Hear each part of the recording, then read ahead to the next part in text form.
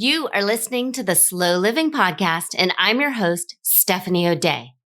What if I told you that you could truly have the life of your dreams, the life you've always wanted, one filled with abundance, joy, and a sense of purpose? It's absolutely possible, and I see it each and every day with my coaching clients. It all starts with learning how to slow down. You deserve to live the life you've always dreamt about. Let's get started.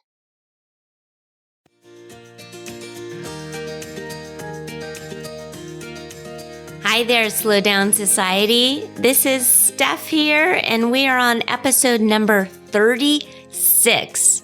And today we are going to talk about becoming resilient. Because whether or not you think of yourself as a resilient person or not, you can decide to become one. And I look at resilience as a bit of a muscle. And in order to get stronger muscles, we all know we need to work out. And so we are going to learn how to work out and get stronger with resilience, with your resilience muscle. So there's a super famous quote from Thomas Edison that I like to think about when I sort of want to give up on a long-term goal I've set for myself or even a short-term goal. But this quote is from Thomas Edison. I have not failed. I've just found 10,000 ways that won't work. So this was something that Edison is supposedly said after he worked for a super long time trying to invent the light bulb. And he had a lot of failure while he was inventing this light bulb. The filament broke, it didn't work, all of these different things happened. And I'm sure he was being kind of flippant when he said this, and who knows if he actually counted whether or not he failed 10,000 times. But the fact is, he didn't quit, and he kept going, and he kept trying, and he eventually overcame all of the obstacles. Because of that, now we totally take for granted every time we flip a switch that the lights work and a light bulb works. So thank you, Thomas Edison, for having resilience, and thank you for not giving up.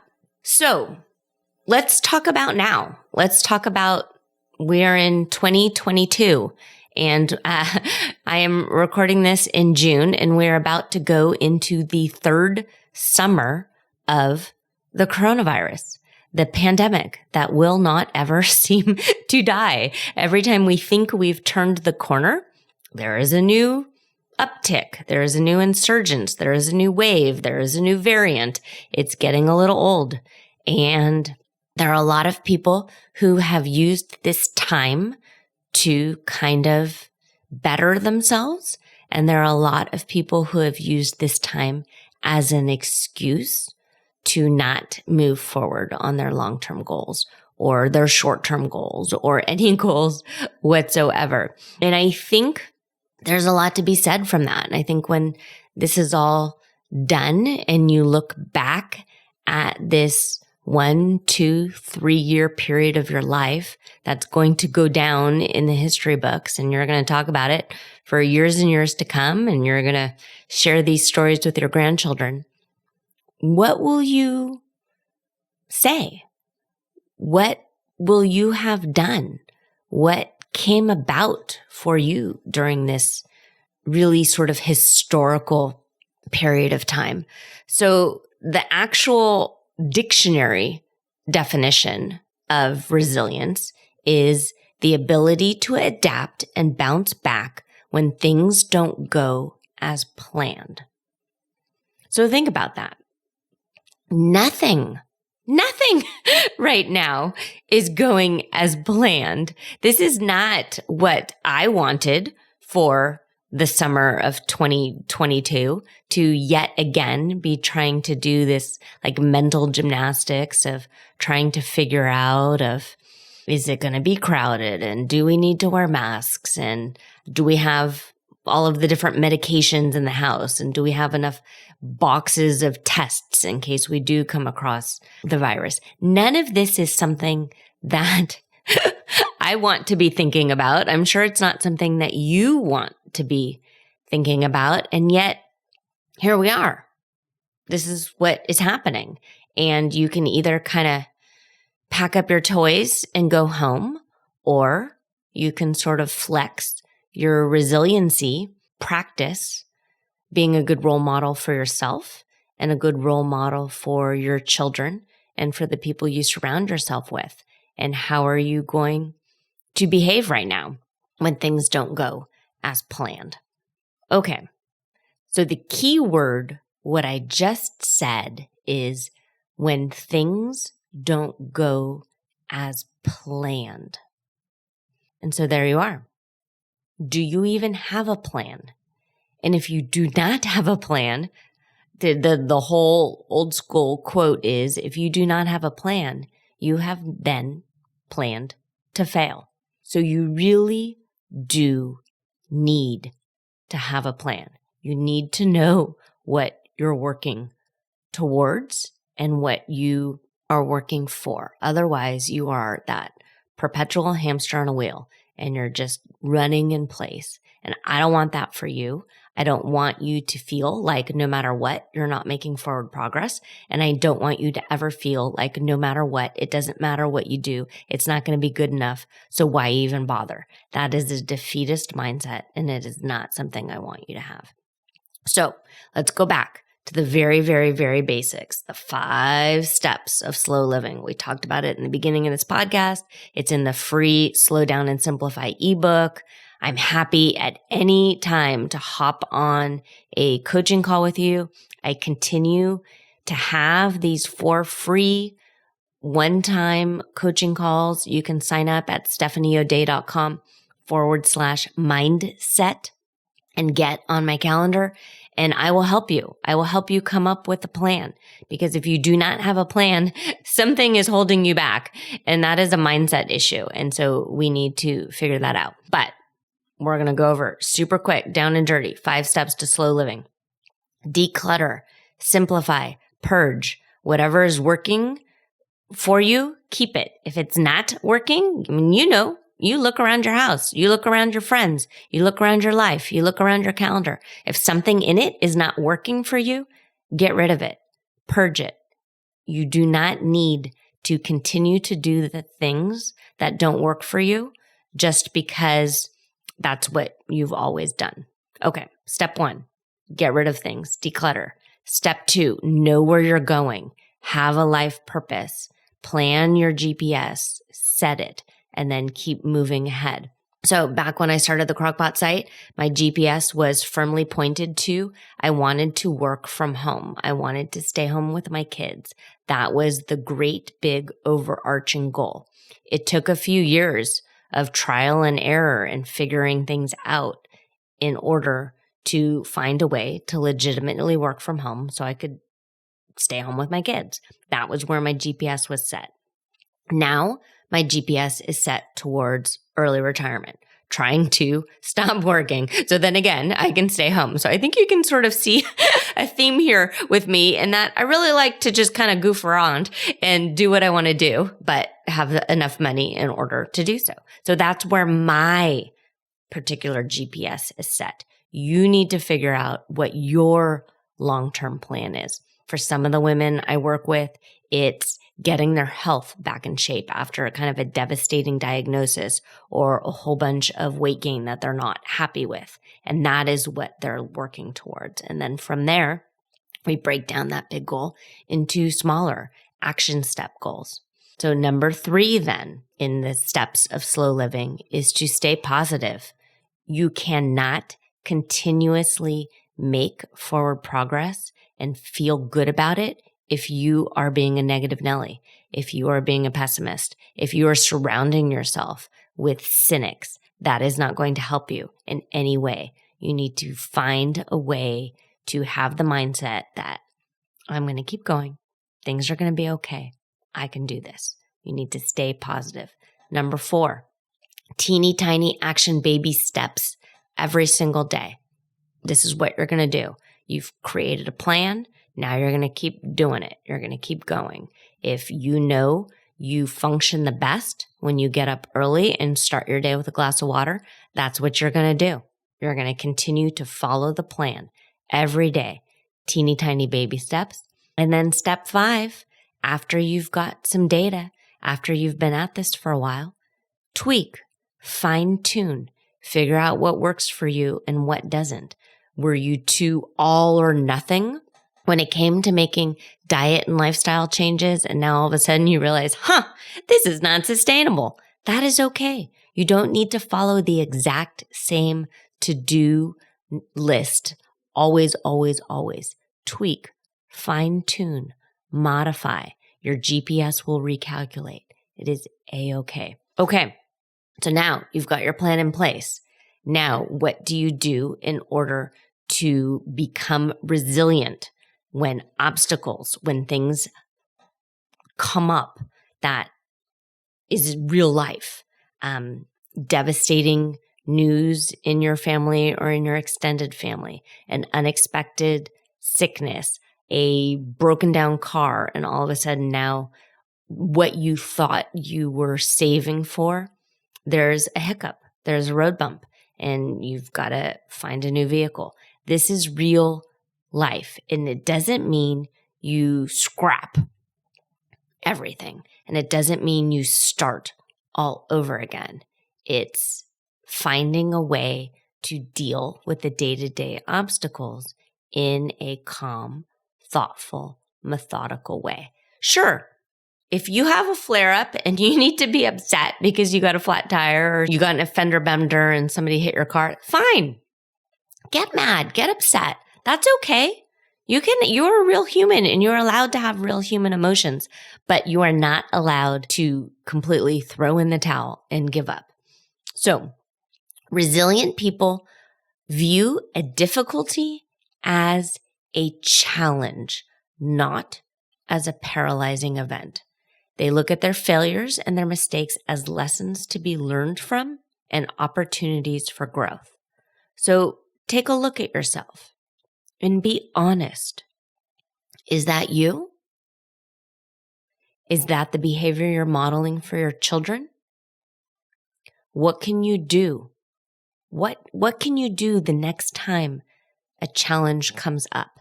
How can you calmly and thoughtfully slow down and look at a problem and look at an obstacle as a challenge versus something that is catastrophic and you have the thought of, this always happens to me and it's never going to work. Those are not helpful thoughts to have. Commitment. Resilient people are committed to their lives and to their goals, and they have a compelling reason to get out of bed each morning. So I've told you before that I jump out of bed ready to start my day. And I have a few different thoughts that I don't even have to think about anymore. They just sort of pop in my brain. And the first thought I have is, today is the day that the Lord has made. And that was a church hymn that gets stuck in my head every once in a while. And so that is one of my first thoughts. And sometimes it's the Oklahoma song, "Oh, What a Beautiful Morning," when I look at the sunrise, right? I look at just out the window. And those are the thoughts that I have. And it's kind of a knee-jerk, no-brainer thought. And I've practiced those thoughts until they've become automatic. So think about you. Think about when you get out of bed in the morning. What is your first thought? Is your first thought of, oh God, I'm so exhausted. Oh, I don't want to do this. So those aren't thoughts that are helping you in any way. So choose a new thought and then practice it over and over again until it becomes sort of a no-brainer. Personal control. Resilient people spend their time and energy focusing on situation and events that they have control over. So I like to think of control as kind of being in an airplane. And the problem with being in an airplane when you're strapped in and you're stuck in your seat is you're actually out of control of flying it. There's nothing you can do. And you sort of have to relinquish that control. But what can you have control over in an airplane? You can have control over whether or not your seat back is upright or reclined if the time is. You can have control over whether or not you take sips of water slowly, whether or not you order yourself a coffee or a tea. You can have control over what you read or what you watch. You can have control over whether or not you open your eyes or close your eyes. You can have control over what conversations you can try and follow and eavesdrop and track. You can have control over whether or not you're putting in noise canceling headphones. You have a decision of what you can and can't do and what you can and won't focus on. So you get to decide. So a lot of times on an airplane, I try and have this sort of peaceful feeling where I close my eyes and I'm either listening to a playlist on my phone or I'll plug into whatever the pre-programmed kind of peaceful spa music is that the plane provides. And I just sort of go to my happy place. And a lot of times we're close to the wing so I can hear the engine. And that is actually sort of a calm, peaceful feeling. So you can be highly anxious and you can have the thought over and over again of, I hate this, I hate this, I hate this. This is horrible. I'm uncomfortable. My nose is itchy. My feet don't touch the ground. I don't like this seatbelt. How many other people have sat in this plane? This is disgusting. I hate this. So you can have all those thoughts, but they are not going to help you and they are not going to keep you calm. And if your overall thought and feeling that you want to have is calm and at peace, then choose the thoughts. Choose what you can control. Okay, another thing that resilient people do is they learn and they pay attention to their past mistakes and failures. And instead of globalizing of, oh God, I always suck at this, or this is just something that I do, or I pulled a Steph, or I pulled a Susie, or whatever it is. No. Look at your past mistakes and your past failures as a scientist and just go back and methodically think and look at the data and look at the missteps and see where you went wrong and then decide how you're going to handle it when this sort of situation comes up again. So somebody cutting you off in traffic, a coworker kind of being a jerk. These are things that while we don't like them to happen, we sort of know as humans they're going to continue to crop up. So figure out in advance what you will do differently to keep you from flipping out or flaring up, because every mistake has the power to teach you something important. And so be curious, figure out what you can do better, and then just look at everything that comes up as an opportunity to strengthen that resiliency muscle. And then choose who you want to be. Choose what your response is. What would you want someone if somebody was saying, oh, what do you know about Steph? What can you tell me about her? What response would you want somebody to use to describe you? And then try and lean into that and become that person. Become the adjectives you want someone to describe you as. And it might sound a little Machiavellian and a little fake it till you make it. But remember, if we're lucky, life is long. Who you are doesn't mean that's who you're going to be in a year from now, 3 years from now, 5 years from now. I think we've all looked at enough pictures on the internet of people who have completely changed their lives by making a decision to better themselves. And you absolutely can be that person. And if you need help making goals, reach out.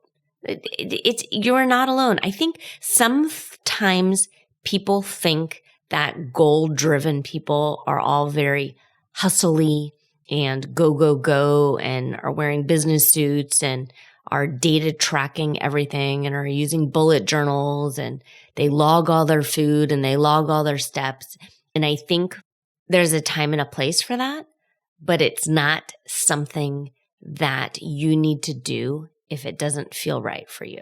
So I prefer to just sort of have this kind of mindset of, I know where I'm going and I'm going to trust myself enough to make the correct choices as they come up. So I personally am not a huge tracker of all of my data. I've got a Fitbit. I pay attention throughout the day of what steps I take. And if I'm a little below my 10 grand, I pay attention to that. Maybe I stand up a little bit more at work, or I decide to take a lap around the building or something like that. But in general, my Fitbit sort of buzzes and tells me I've hit my 10,000 step mark right around 2 o'clock or 3 o'clock. And so that's just sort of my benchmark.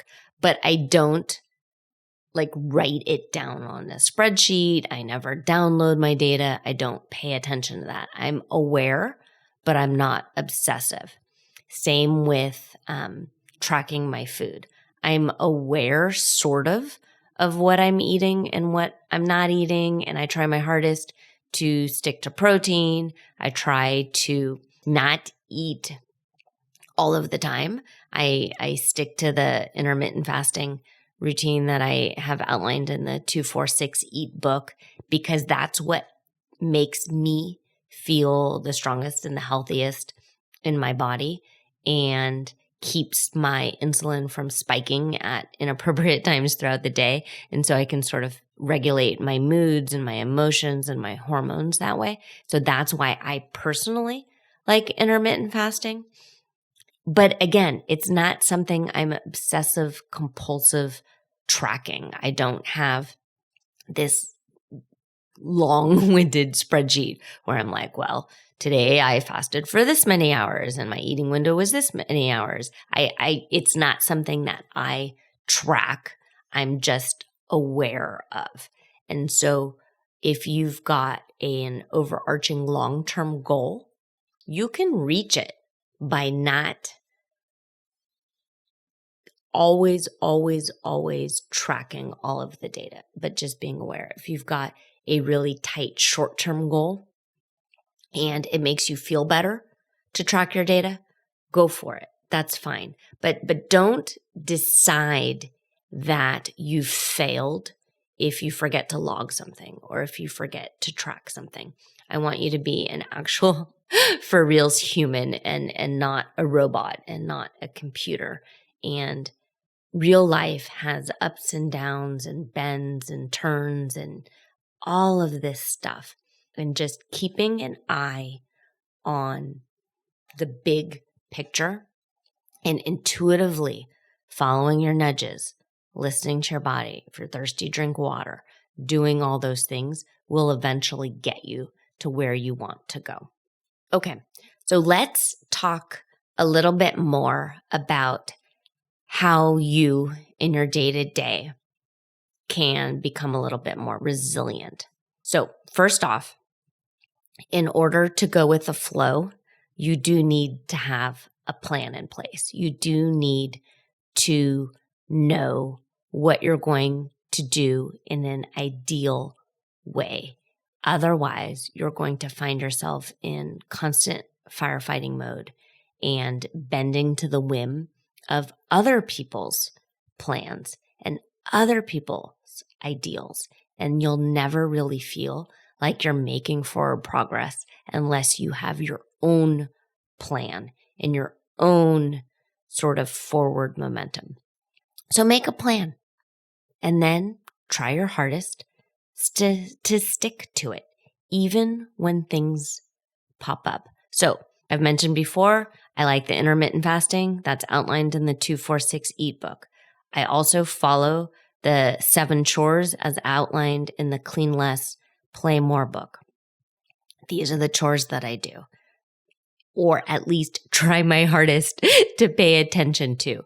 Real life happens, but on a day-to-day basis, I wake up in the morning, I gather the laundry from upstairs, I bring it down, I pop it in the washing machine while my coffee is brewing, and then I go through and I do my journaling, I do my writing.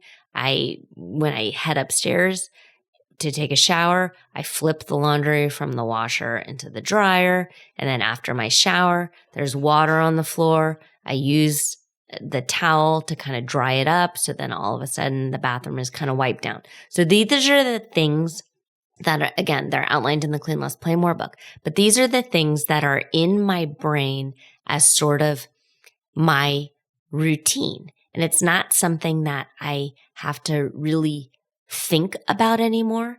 And if something comes up, if my routine gets thrown off, I've got a sick kid or the dog throws up or something like that, it's fine, because taking a day off here or there doesn't mean everything's going to fall apart. It means that I'm bending, I'm being resilient, I'm being flexible. And it doesn't mean that I have decided if my day gets thrown off at 6 a.m. or 7 a.m. that the whole day is ruined.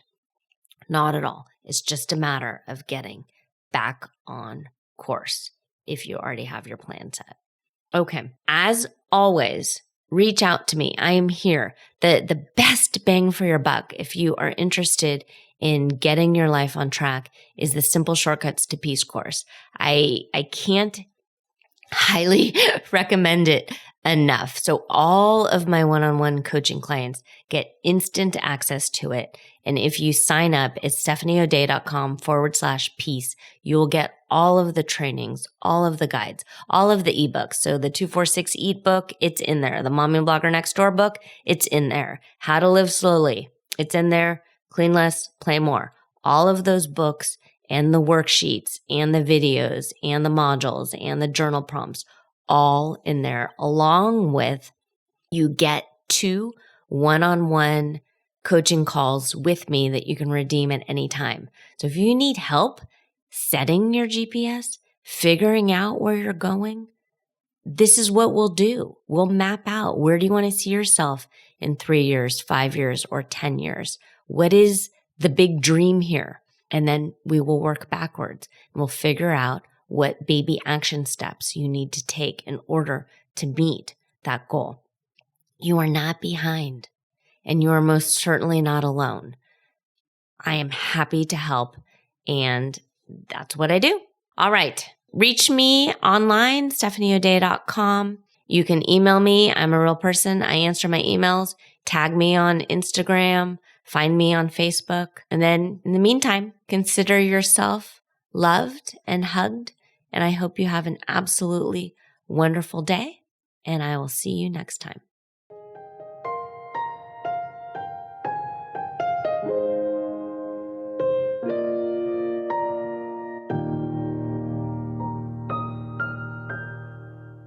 Do you have a slow living story to share? Leave me a voicemail at stephanieodea.com/podcast with any questions, comments, feedback, or testimonials, and I will be sure to include it in an upcoming episode. Also, if you found value in this episode, please share it with your family and friends and subscribe through your favorite podcast provider. The more you share, comment, and leave positive reviews, the more people we can reach and share the slow living lifestyle and messaging. Thank you, Slow Down Society, and have an absolutely wonderful day.